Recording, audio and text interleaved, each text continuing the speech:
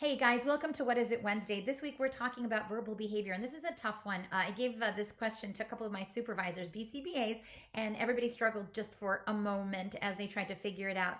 One of the things that people forget about verbal behavior is that any conversation or any back and forth with another person requires a speaker and a listener, and we take turns in those roles in a conversation. The biggest thing to note is that speakers, by the definition of verbal behavior, they're the ones that are tacting, manding, responding with an intraverbal, so on and so forth. So we take turns. If I man for information, I'm the speaker. But when you respond with your intraverbal response, you're the speaker. Now I'm the listener. So we're alternating those roles back and forth between each other.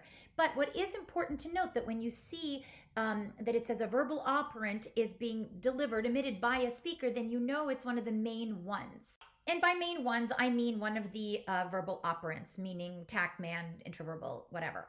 So in the question, it says this verbal operant is evidenced when a speaker differentially responds. So a speaker is responding, which means it's got to be one of the verbal operants. And yes, that speaker is responding to another speaker, right? So first I'm the listener, but my response puts me in the position of speaker. And the differential piece, guys, is with intraverbals, which is what we're talking about. That's the correct answer. Everybody's going to respond differently to, let's say, someone's man for information. Like if I say to you, what's your name?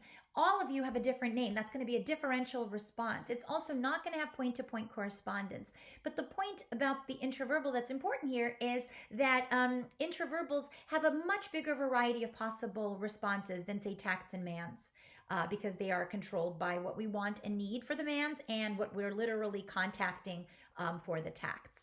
I hope that helps, guys. I'll see you next time.